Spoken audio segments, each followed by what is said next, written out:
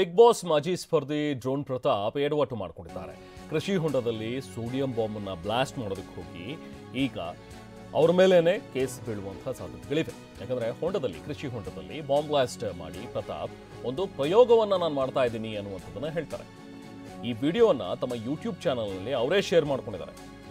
ಯೂಟ್ಯೂಬ್ನಲ್ಲಿ ವ್ಯೂಸ್ ಜಾಸ್ತಿ ಮಾಡೋದಕ್ಕೋಸ್ಕರ ಹಿಂಗೆ ಮಾಡಿದ್ದಾರೆ ಅನ್ನುವಂಥದ್ರ ಬಗ್ಗೆ ಈಗ ಆರೋಪಗಳು ಕೇಳಿ ಬರ್ತಾ ಇವೆ. ಇವ್ರ ವಿರುದ್ಧ ಪ್ರಕರಣ ದಾಖಲಾಗಬೇಕು, ಕ್ರಮ ಕೈಗೊಳ್ಳಬೇಕು ಅಂತಲೂ ಕೂಡ ಈಗ ಆಗ್ರಹಿಸ್ತಾ ಇದ್ದಾರೆ. ನೋಡಿ, ಇದೇ ವಿಡಿಯೋ ಯೂಟ್ಯೂಬ್ನಲ್ಲಿ ಇರುವಂತಹ ವಿಡಿಯೋ. ಒಂದು ಧೂಮ್ ಡಿಶ್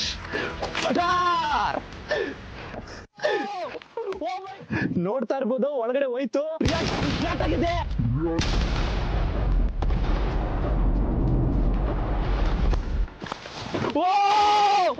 Oh my God!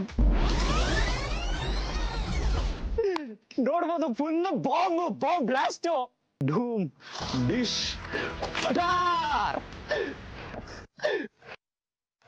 ನೋಡ್ತಾ ಇರ್ಬೋದು, ಒಳಗಡೆ ಹೋಯ್ತು. ಆಗಿದೆ.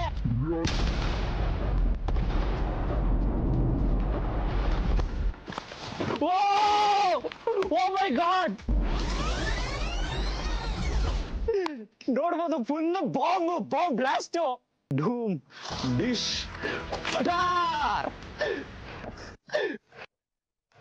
ನೋಡ್ತಾ ಇರ್ಬೋದು, ಒಳಗಡೆ ಹೋಯ್ತು. ಆಗಿದೆ.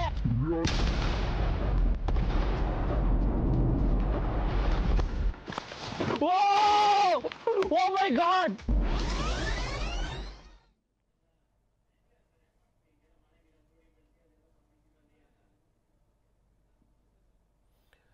ಸೊ ಡ್ರೋನ್ ಪ್ರತಾಪ್ ಮಾಡಿರುವಂತಹ ಈ ಒಂದು ಇದೇನು ಪ್ರಯೋಗನೋ ಅಥವಾ ತಮ್ಮ ಯೂಟ್ಯೂಬ್ಗೋಸ್ಕರ ವಿಡಿಯೋ ವ್ಯೂಸ್ ಜಾಸ್ತಿ ಮಾಡೋದಕ್ಕೆ ಮಾಡಿದ್ರು. ಬಟ್ ಈ ರೀತಿಯಾಗಿ ಮಾಡುವಂಥದ್ದು ನಿಷಿದ್ಧ. ಯಾಕಂದರೆ ನೀರಿನಲ್ಲಿ ಈ ಥರ ಸೋಡಿಯಂ ಬಾಂಬನ್ನು ಬ್ಲಾಸ್ಟ್ ಮಾಡುವಂಥದ್ದು ನಿಷಿದ್ಧ ನಿಯಮದ ಪ್ರಕಾರ. ಈ ರೀತಿಯಾಗಿ ಯಾರು ಕೂಡ ಬಾಂಬ್ ಬ್ಲಾಸ್ಟ್ಗಳನ್ನು ಅಥವಾ ಈ ಸೋಡಿಯಂ ಬ್ಲಾಸ್ಟ್ಗಳನ್ನು ಮಾಡೋ ಹಾಗಿಲ್ಲ. ಇದು ಕೃಷಿ ಹೊಂಡ ಆಗಿದ್ರೂ ಕೂಡ ಈ ನೀರಿನಲ್ಲಿ ಈ ರೀತಿಯಾಗಿ ಬಾಂಬ್ ಬ್ಲಾಸ್ಟ್, ಈ ಥರದ ಸೋಡಿಯಂ ಬ್ಲಾಸ್ಟ್ ಮಾಡೋದ್ರಿಂದಾಗಿ ವಾತಾವರಣ ಹದಗೆಡುತ್ತೆ, ನೀರು ಕಲುಷಿತವಾಗುತ್ತೆ, ಅಕ್ಕಪಕ್ಕ ಇರುವಂತಹ ಜನರಿಗೂ ಕೂಡ ಇದು ತೊಂದರೆ ಆಗಬಹುದು.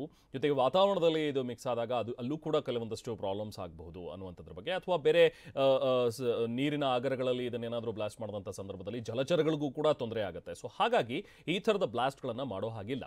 ಸೊ ಇದಕ್ಕೆ ಸರಿಯಾದಂತಹ ಒಂದು ಸೂಕ್ತ ಕ್ರಮ ಆಗಬೇಕು. ಡ್ರೋನ್ ಪ್ರತಾಪ್ ಈ ರೀತಿಯಾದಂಥ ಒಂದು ಹುಚ್ಚಾಟ ಮಾಡಿರುವಂಥದ್ದು ಸರಿಯಲ್ಲ ಅನ್ನುವಂಥದ್ರ ಬಗ್ಗೆ ಈಗ ಆರೋಪಗಳು ಕೇಳಿ ಬರ್ತಾ ಇದ್ದಾವೆ.